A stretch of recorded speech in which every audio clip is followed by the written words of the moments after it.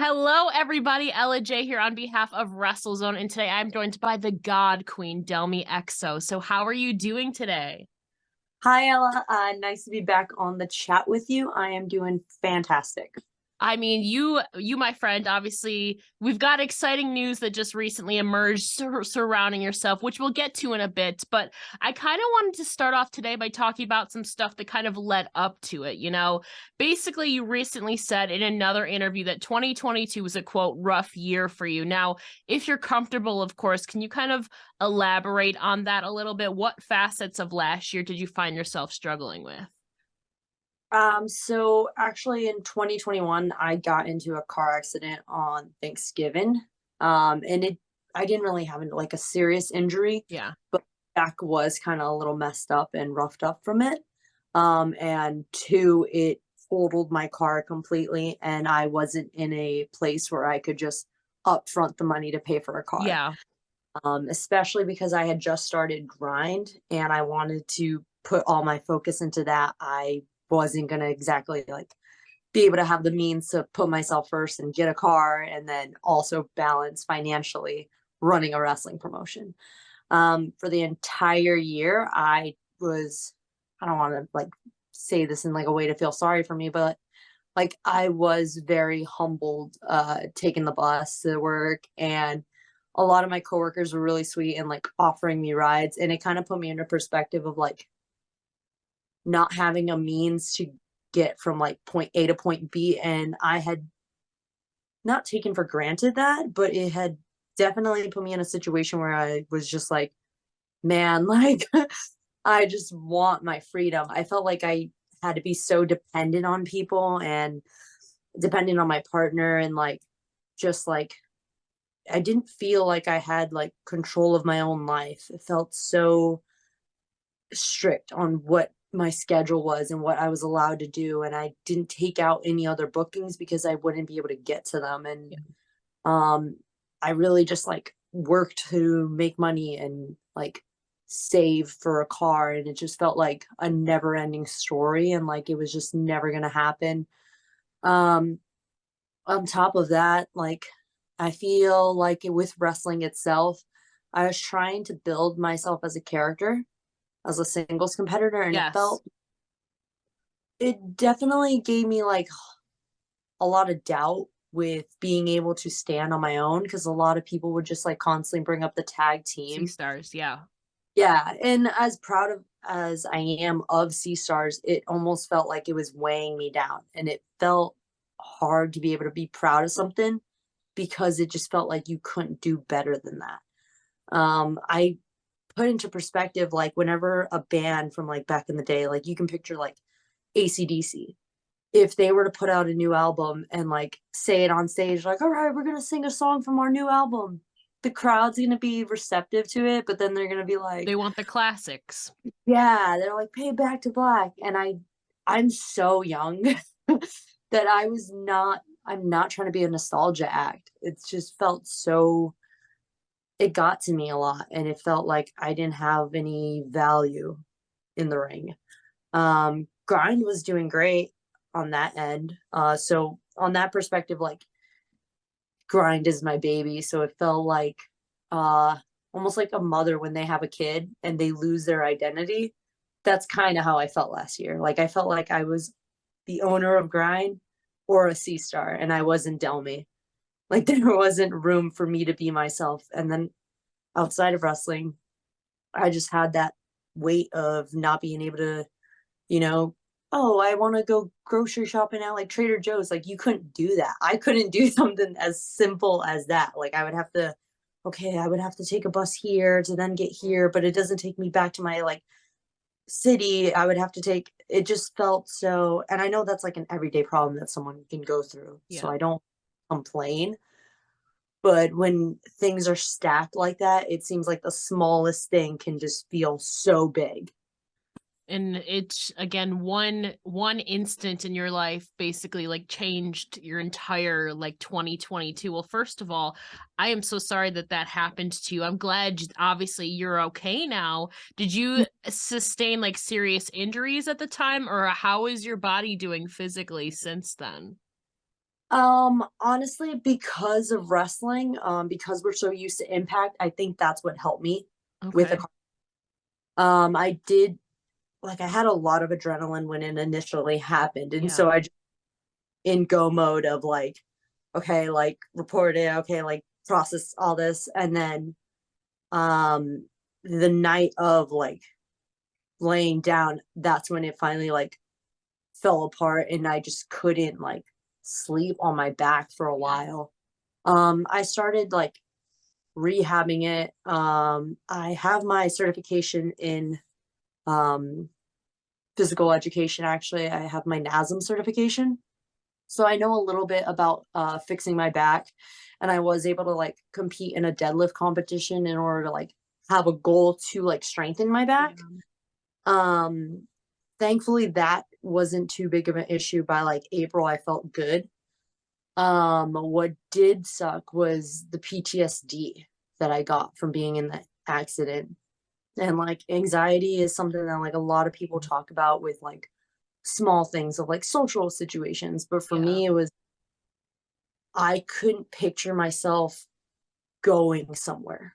Like if I had to go to work, I started getting like really like suffocated, like the suffocated feeling at the idea of like, okay, I have to walk here to catch the bus to then like go here. And it just felt so weird. Like if I was in a moving vehicle, I would start doing this like holding on like turns and stuff like that. If I saw like the driver who was driving, like they're good drivers, but like if I was just in a car and I could feel them braking, like I just could not look at the road. And I honestly was like, I don't think I'll be able to drive again. Because before the accident, I was already getting overwhelmed with travel with wrestling Yeah. and feeling like I don't want to be in a car. I don't want You to were be in a car. traveling so much too. It can get like overbearing, I can imagine.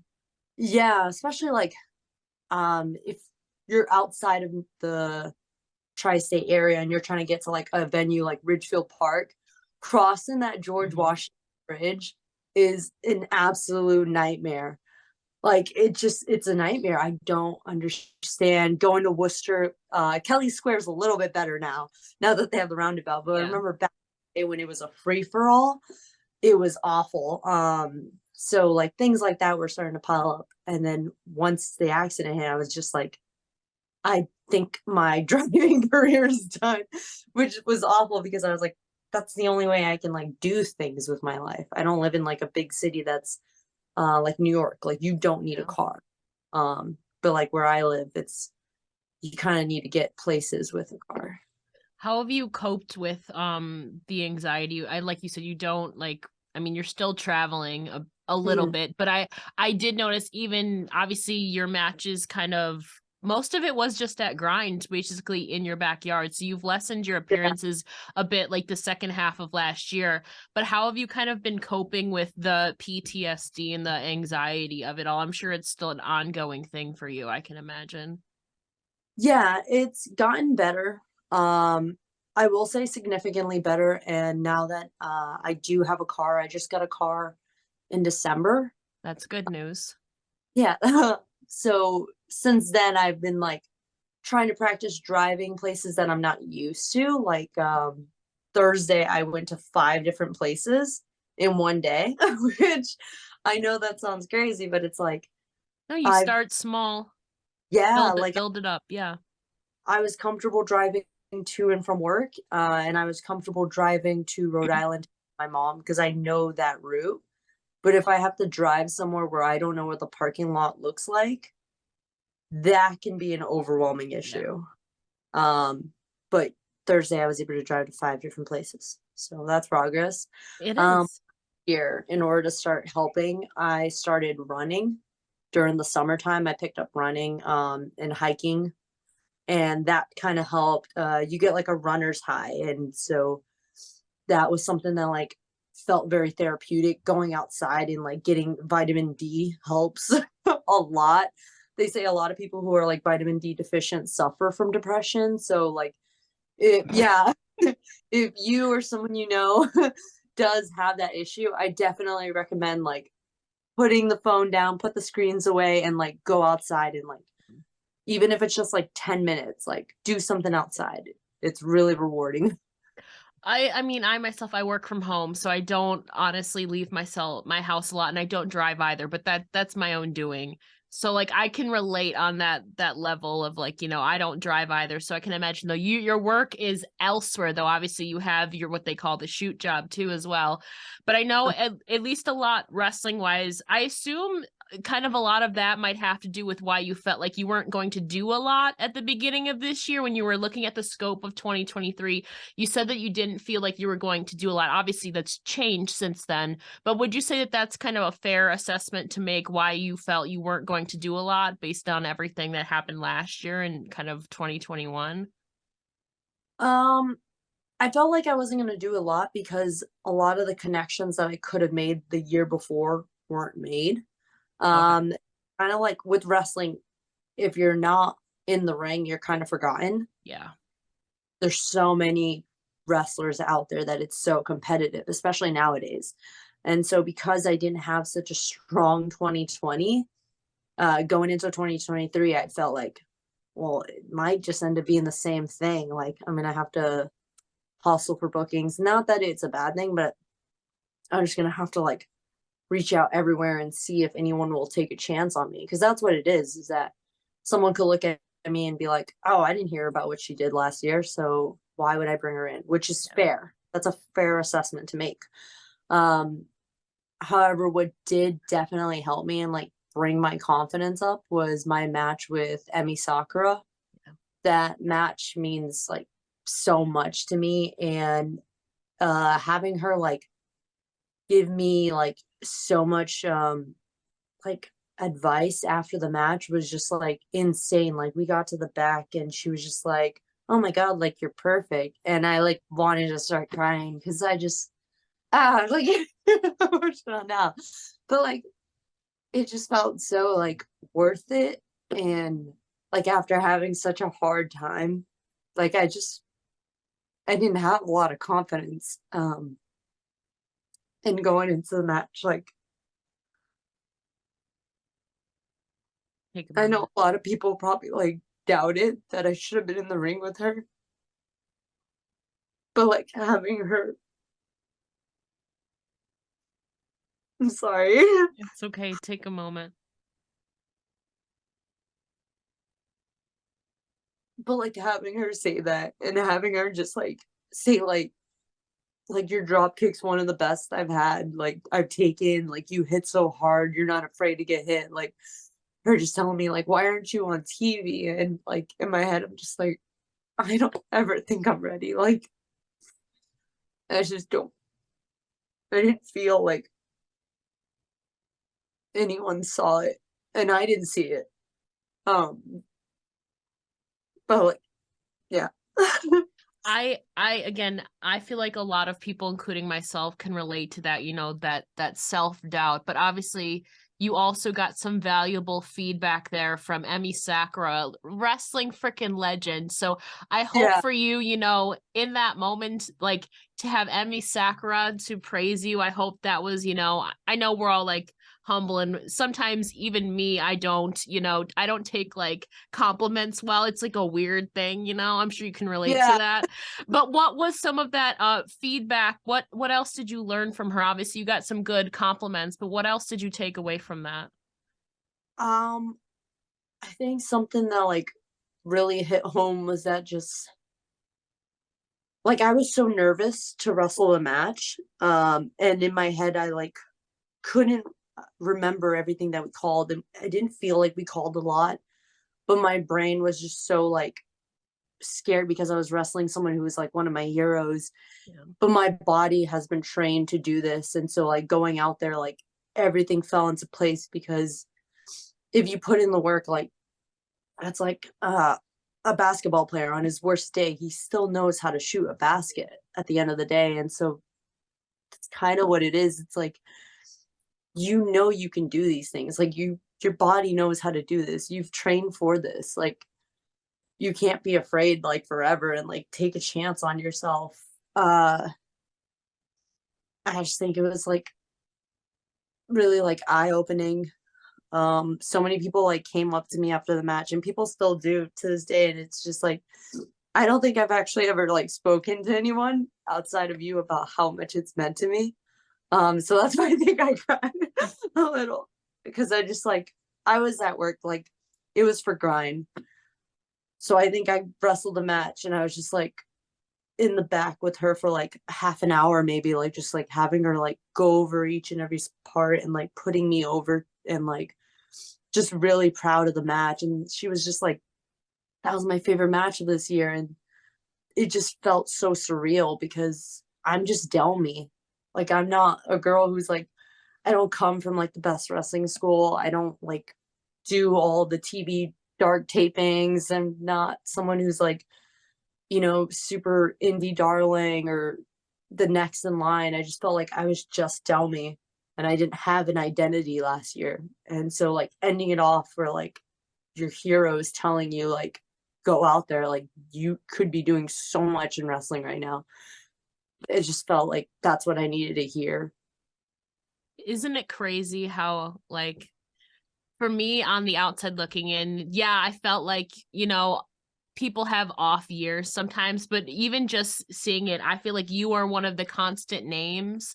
I feel like you have a lot of experiences that a lot of people don't. You have, obviously, you have some TV exposure, on multiple platforms, AEW, Impact, MLW, all of that to go around. I feel like you were really, people know who you are. We all get in our own heads sometimes though, but whenever I hear about you, all I hear is good things about you. But again, nobody really knows our own personal thing that we have going on. So but you work hard and obviously you've earned it now. We'll get into that in a bit, but you mentioned too, last year was obviously a rough year as you described it, but there was one positive thing that came out of last year, which seems like you became more comfortable with your body, which is a huge feat as a woman and as an athletic performer. So can you kind of Yeah. tell us a little bit more about your journey of getting your body in that direction, like you said, that you were finally proud of?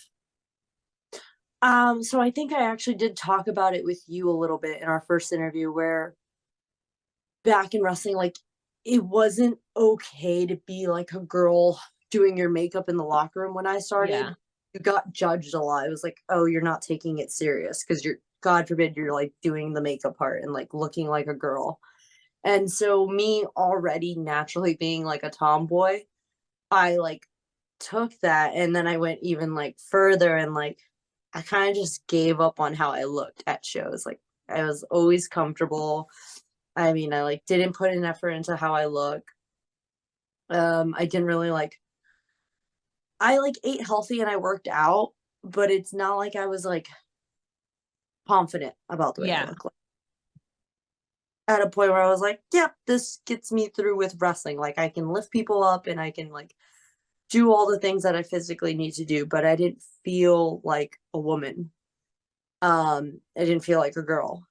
And so like I think last year towards the end and then getting into this year, I feel more like happy and like proud to be a female. And like I've never been one of those girls of like, I am female, hear me roar. But now I'm like, you know what? No, I'm a girl. And like it's like a huge like thing for me. Like now I'm like trying to like buy more like clothes and like do my makeup for work, do my hair. Like I've been like on a like this stupid little thing that I'm doing is I'm like trying to buy everything pink. So like I got a pink charger because I needed to replace my iPhone charger. I was like, I'm gonna get a My pink. charger's literally pink. The lighting can't tell, but these are pink headphones too. I've Yeah. been getting more pink stuff too. Go on. That's been my like thing that's like kind of like pulling me. It's so weird. It's pulling me out of like this like fog that I was in about my like sexual identity where like I wasn't proud to be a girl. I felt like it was such a burden. Yeah. It Well, just felt especially in the male dominated, like the yeah, inherent, like stigma or like male dominated industry doesn't help that anyways. So I no, get that. it felt like because I'm a woman I'm like preyed on. Because I'm a woman I don't get to be serious. Because I'm a woman people assume I'm dumb. Like it just felt so annoying to be that I just wanted to like not come across as girly as much as I could. Like, no, take me serious. Like, please take me serious. But like now I'm just like, no, you should take me serious, but I'm also still a woman. Like, it just feels like I've noticed too with like when I get emails from men, the way they like write things out is very just like abrupt and to the point, and there's never any punctuation. So it's like, okay, well, I will respond as grammatically correct as I can. Not like polite, but just straight to the point as Yeah. well. It's the little things, like I mentioned, that get to me. Like, I feel like women's tone in writing is just so friendly. Yeah. I feel like a male's tone in the business industry, it's just like, so like, I don't care. And I'm just like, I wish, I wish I could do that. I'll elongate, I'll just send, I don't know how to explain it, just like multiple words, you can't get straight to the point. I wish sometimes I could just get like right? to the point. But it's Yeah. because I want to be like as careful about like what Delicate. Yeah. we want to make sure people understand, and that our tone's not like aggressive, and that like we're communicating properly. But then other like, and I'm talking about men in like the business industry because work, like shoot jobs, Yes. like, they're just so like, meh. Like, I've been on a very like, and I'm always like so funny to my partner because I'll like see something like a TikTok of like people making fun of the way like men are, and I'm just like, oh, I hate men. And I'm like, not you, you're Yeah. fine. Yeah. But yeah, I've There's been on like high with like my feminine energy and like just like embracing all the things that are female You about know, me. I know we've done a dramatic shift. I'm so sorry I made you cry, by the way. We've done a dramatic shift, but that itself is growth too. Obviously, before MLW2 approached you, I know you had aspirations to go back into bodybuilding, and you were, and I mean, you're still actively trying to prep, but that's largely been delayed a little bit. But what sparked your move to go back into bodybuilding? Um, so in that made me sad again. I'm sorry.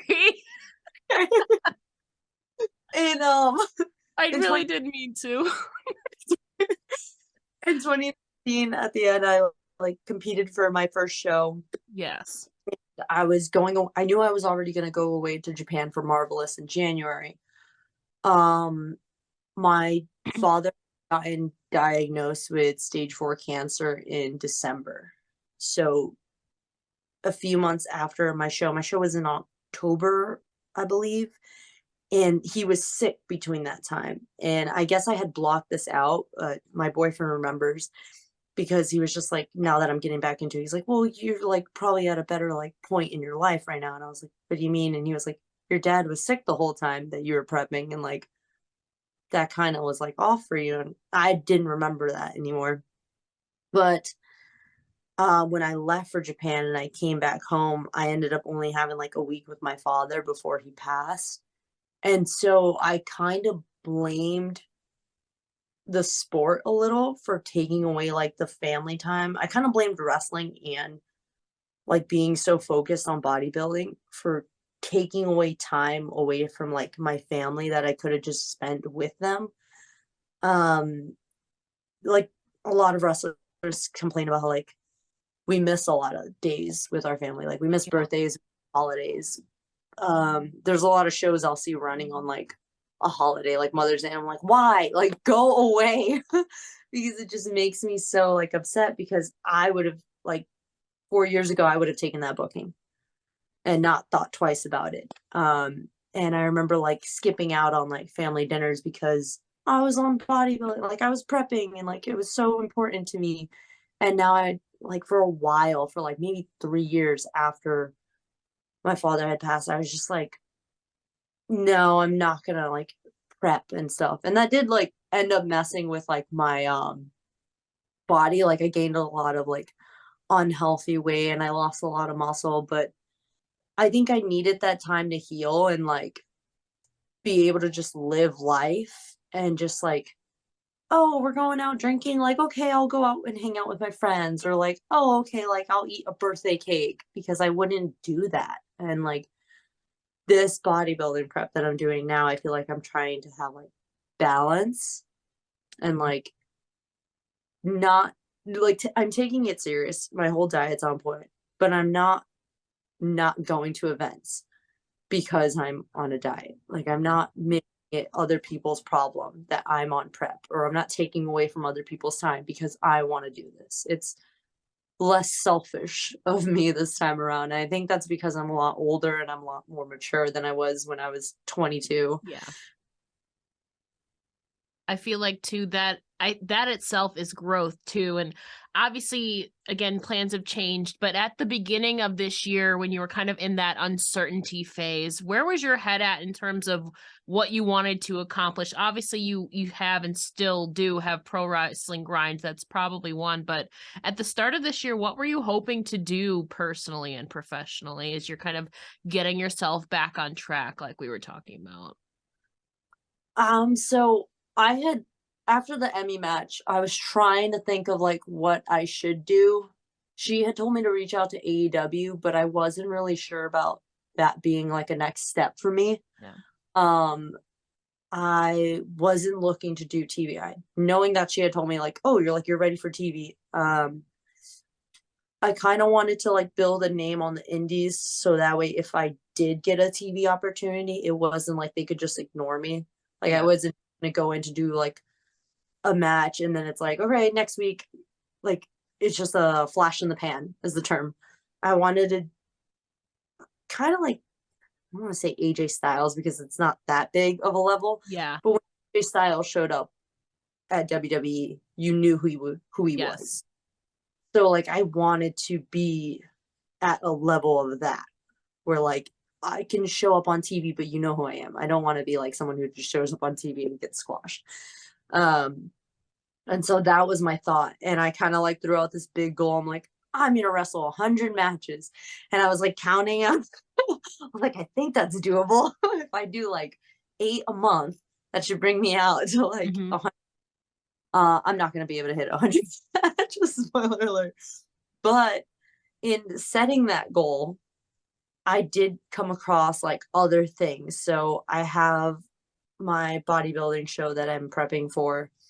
I don't know when it's scheduled for because that's going to be determined on my coach.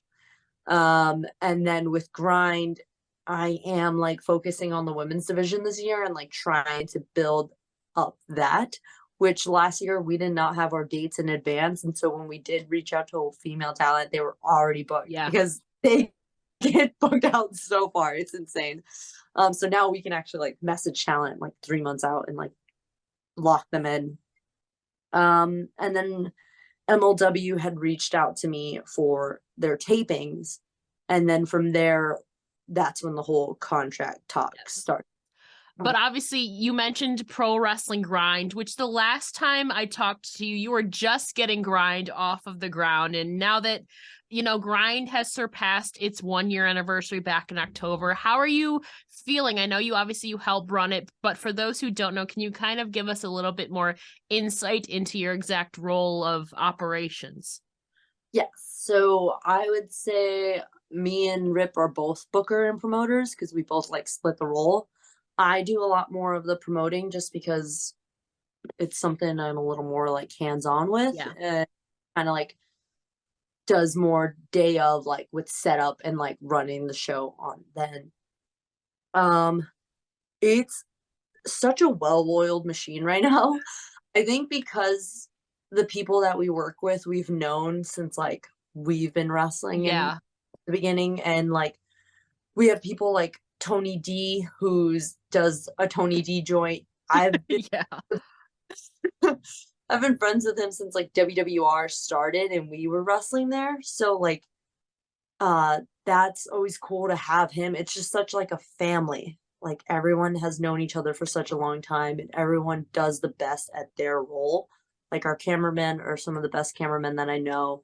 Our sound is the best sound that I know. And now he's like moving on and doing lights. And so like everything's just like comes together on show day so well. Um sorry, what was the question? But basically, just how are you feeling about like grind getting itself off of there and like you're adjusting to new roles and all of that? How are you feeling about grind as a whole? I feel so good. We just had our like first show of the year this Friday. And Yes. our pre-sales were like the best pre-sales we've ever had. We basically sold out the venue. I can't imagine where else we could have fit fans, but I'm willing to find out. It feels so good running something that like gives back to wrestling. Like a lot of our wrestlers have been able to use their matches from grind to like get better Yeah. opportunities, to make connections with like other talent. The talent that we fly in is able to like bring in our talent over there and like put in a good word for them. Like everyone's benefiting off of like the connections that they're making, and like that's what wrestling's all about, is making those connections and like learning and like having those better matches to get you onto the better stages. And I feel like too, I mean, starting up a new promotion has to have its challenges. You're kind of adjusting to a new role as booker, I'm sure, like agent, basically everything. So what have been some of the biggest challenge in starting up this new promotion, and how have you handled them? I would say like with promoting, when I no longer had a car, that was kind of really challenging for me. It was because I'm so hands-on with like old school flyering, and Yes. not having a car, like I would walk. Like I would walk downtown Northampton. I would walk downtown East Hampton. There was one time like, and it didn't matter what the weather was. Like it would be like raining, it would be like super humid, and I would just be like with my backpack, like like dying.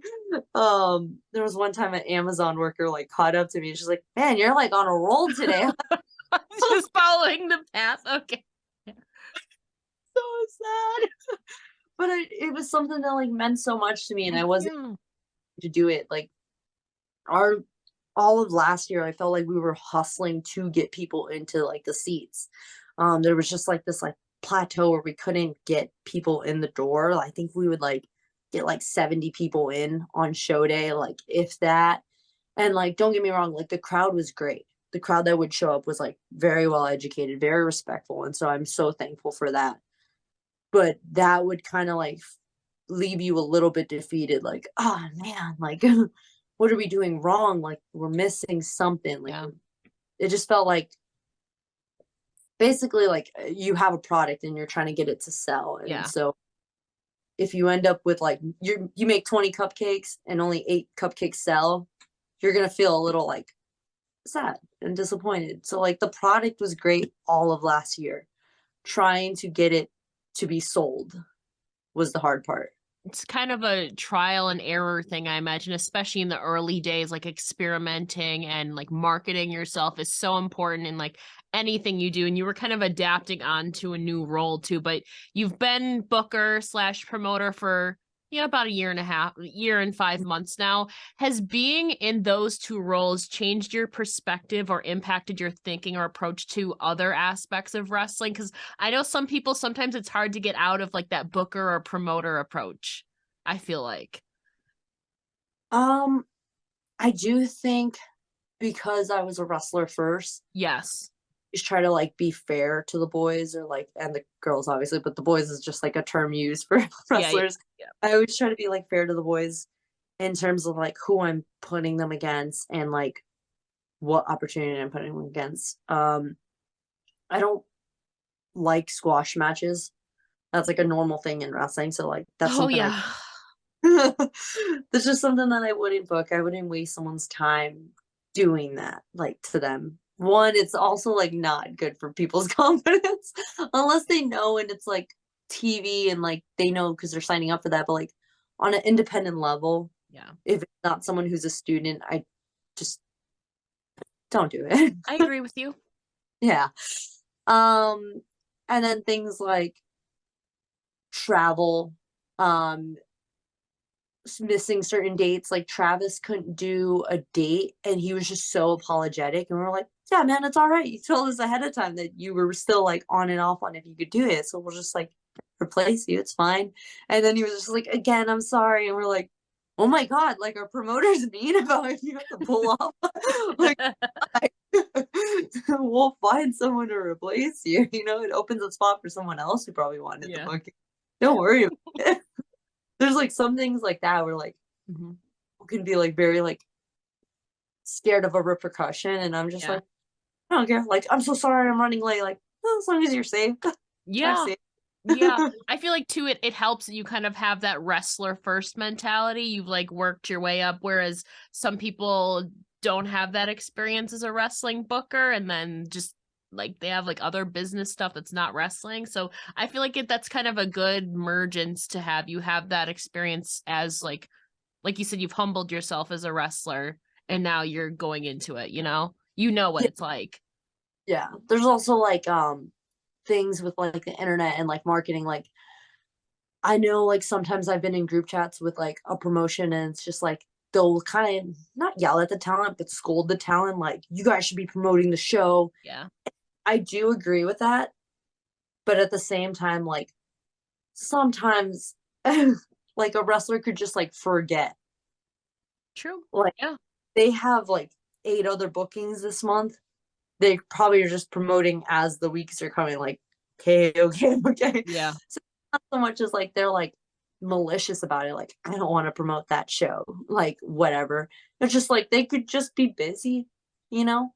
It's so like what I do is just like I'll send the important things to be retweeted, and like for the most part, Grind's just talking to itself on the internet. And it's like, okay, share this one. But then 1 out of 7, like, you don't have to share. Or like Yeah. 6 out of 7 you don't have to share, but like this is the one you do share. And Yeah. like, but I think stuff like that, like when you like get mad at the locker room for like little petty things, it's just like, why? Like, it's not necessary. Yeah. But if for people who are going to maybe attend Grind or thinking about it, how would you describe the vibe of Grind? What can people expect from a pro wrestling Grind show? It is very much like a different world. You walk into the Pulaski Club and it's not like any other wrestling show. There's not just a ring, there's not just like a curtain set off. Like, you walk into Grind and you look like it looks like its own product. And that's something that I'm really proud of. We made the early on investments, which is nice because we don't ever have to like worry about like owing money on like the barricades or like the ring. Like, that's all our stuff. Grind is its own like entity. Like, it looks like its own like iconic environment. I wanted something that like stood out from everything else. And like I think that's what Grind has done, thankfully. And it shows because we get so many resumes on show day. Like, people start posting the setup and like our DMs just get flooded with people who like see it and they're like, I want to wrestle there. And that's cool because it's just East Hampton, Massachusetts, but people want to come here and like, that's sick.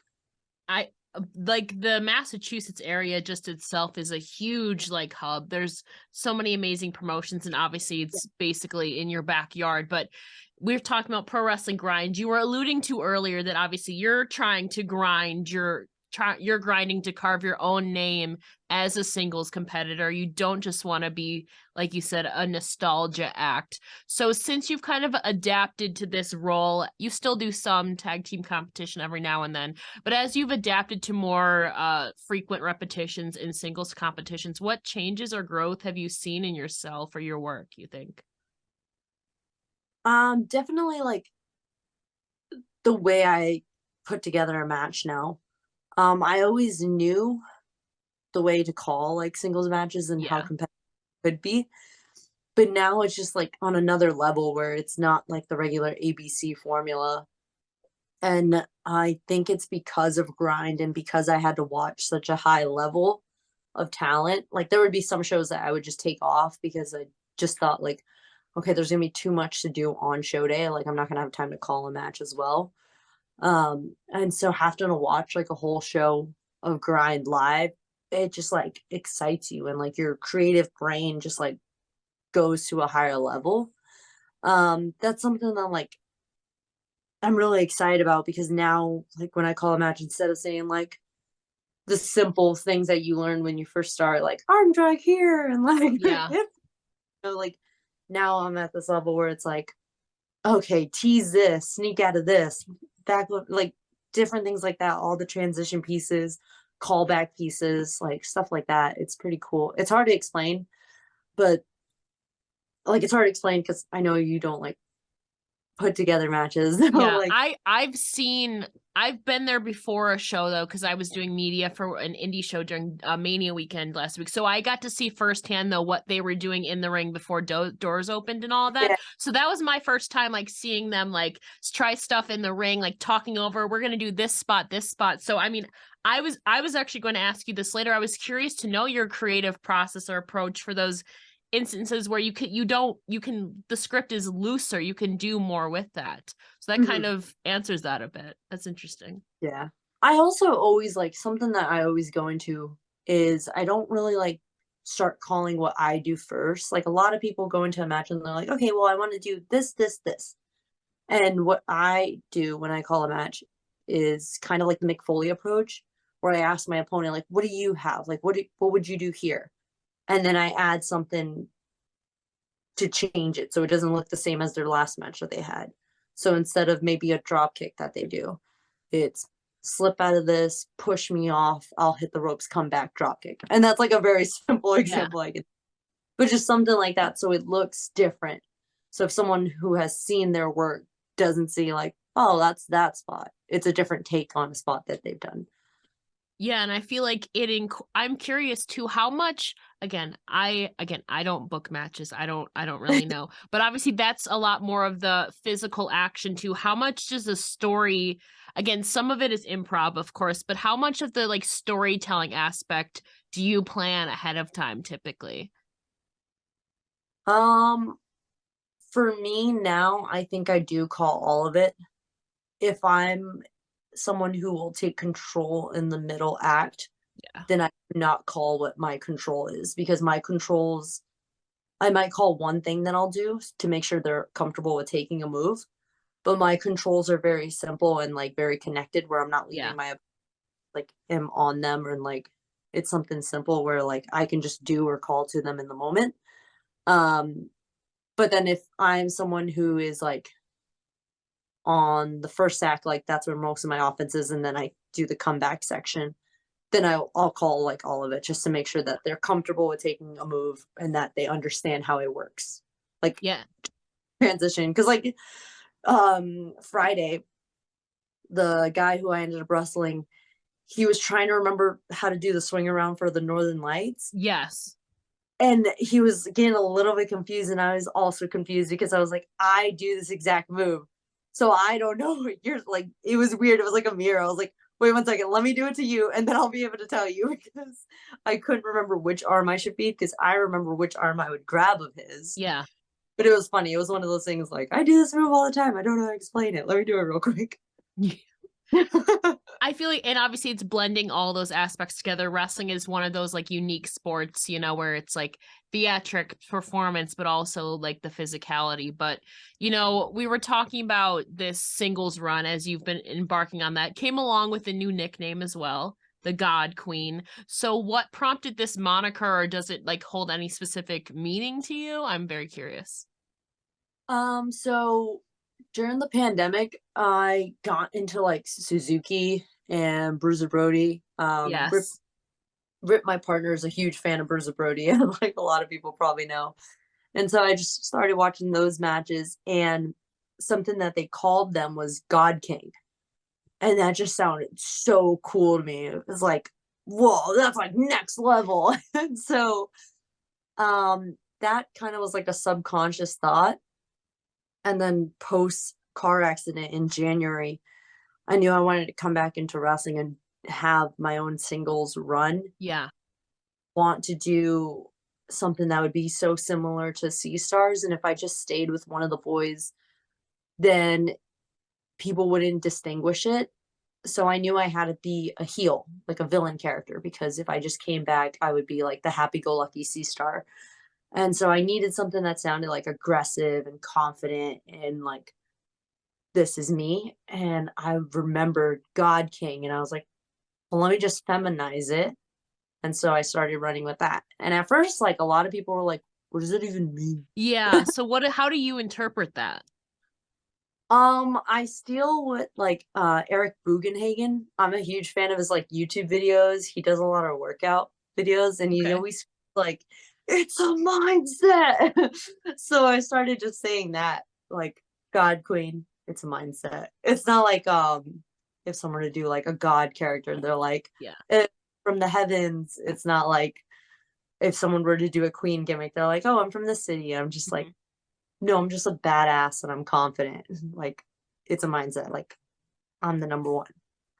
And you're portraying that right now, even just talking to you, like through your journey throughout all of that. I feel like you've slowly gained that confidence back, you know, and you can see it in your work. And obviously, you've been earning these opportunities. But obviously, as the God Queen has taken over the reins, you've also ushered in some new sets of ring gear, including your gorgeous shiny silver one, which, by the way, I'm in love with. So, what is there a certain inspiration or story behind that gear specifically?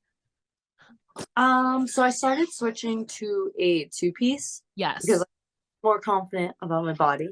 Good. That is I'm happy that you were saying that out loud, Delmi.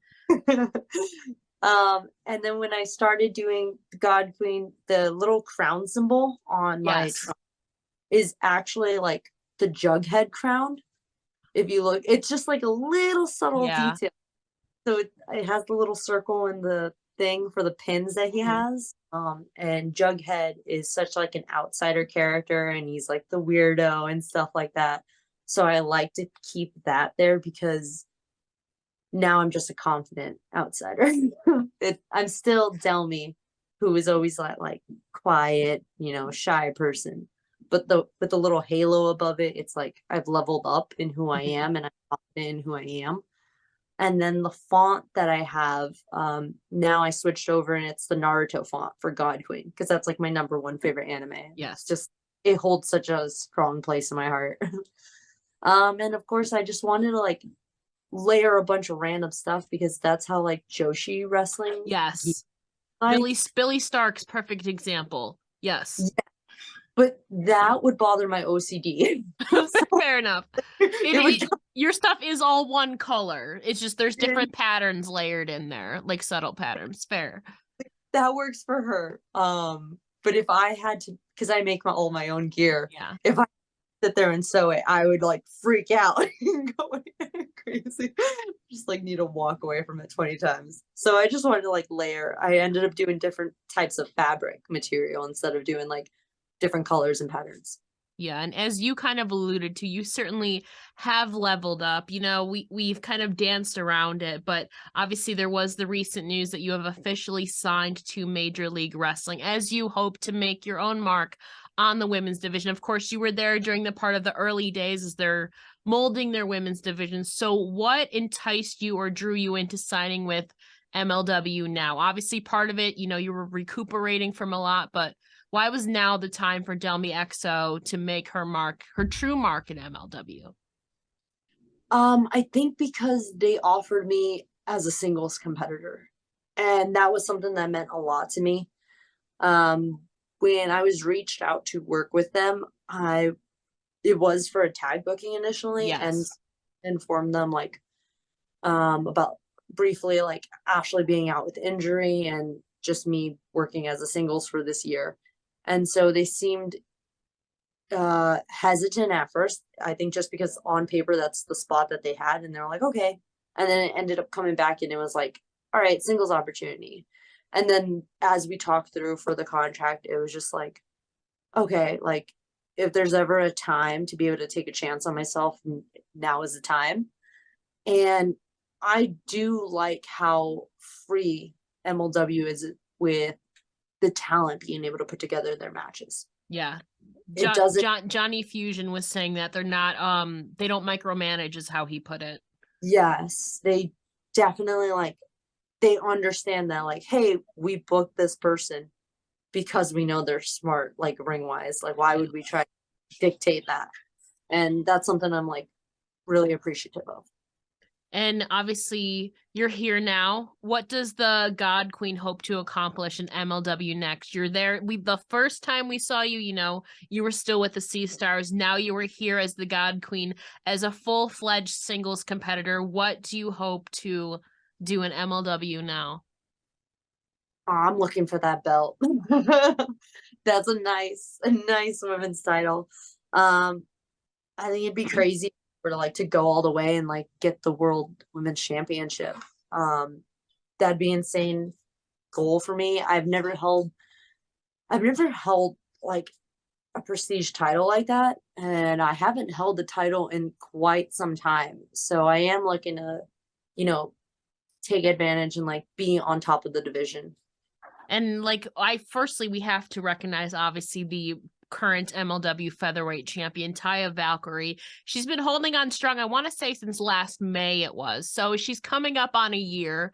About, obviously we got you in the mix now though, but I mean, Taya's one that I believe you've worked with before, and if you haven't, I know you've crossed paths. You had to have crossed paths sometimes because she's everywhere. But I'm curious, obviously Taya's been holding down the fort a lot for this last year, as kind of people come and go, but you're really one of the first signees officially. So basically, what are your thoughts on Taya's run in MLW? I think Taya's such a star. She walks into a room and you just like are mesmerized and your eyes gravitate towards her. She's someone who's like always been super professional and super nice in any locker room that I've been, and I've been around her since I was like the greenest. Yeah. And she's always treated me like really nice and like super respectful.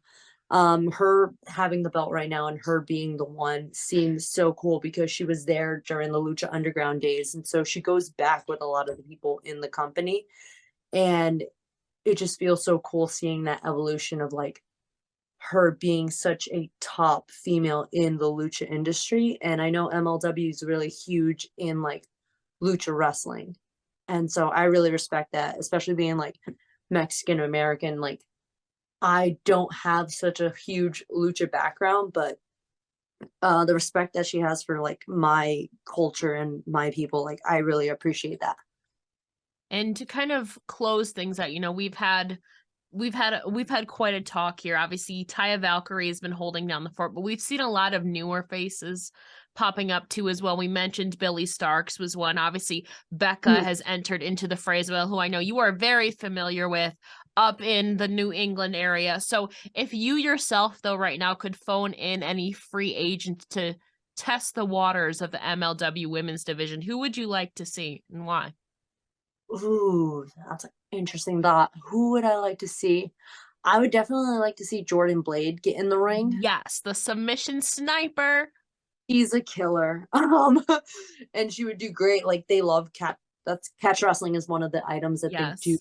love in MLW. I know she's in Alex Kane's like group right now, but it would be like actually like show what she can do. Trisha Dora's been there before. I would love to Trish at MLW. And my girl Brooke Valentine. I love Brooke. She would also kill it. She's got such a strong, hard-hitting style, and she can just go with anyone. Jordan and Brooke are tag champs now at another promotion that I know you're coming up at that I work at. So I mean, they might even be able to they can go singles or tag team wise. So they got a couple of options. I would love to see them in there. Trisha Dora has been at MLW a few times. I know she contested Taya Valkyrie recently. So hopefully we get to see more. But you, my friend, you should be really proud of the entire whirlwind, the last 2 years of your life. I feel like. How are you feeling now that I feel like this has to feel really validating for you. You've been wanting to carve your name as a singles competitor. Has it really hit you yet, that you're kind of making your strides and you've accomplishing a lot of the things that you're on the brink, we'll see more of you, but has it really hit you, do you think? I think it feels exciting, and I feel like actually motivated to be able to like finish everything that's mapped out. So like everything written out that I have to do this year, and I just have to show up and put in the work. And that feels so much better than last year where I had very little direction and I had nothing to look forward to almost all the time. And so like this just feels great, having like that control and again feeling like I'm capable of doing things. It seems like the beginning of, not that you like need a redemption story, but it kind of is in a way, Like a hero's journey. Yes, a hero's journey. Yeah, you fall down, but then you get back up, and you right now are just starting to get back up. So I feel like that's a perfect way to end it. Delmi, before we let you go, can you please tell the listeners where they can find you on your socials? Yeah, so my Twitter and Instagram are the same, and my TikTok, which I just started, at Delmi Exo. That's EXO. And you can also follow Grind at Grind Puro. That's PURO. That TikTok is a rabbit hole, I will admit. But it is fun. I can't say I've delved into the content creation side, but it is really fun to scroll. So follow her on TikTok. I'm interested to see what you have coming out. Obviously, Pro Wrestling Grind, MLW, the God Queen. Delmi, thank you so much for chatting with me again today.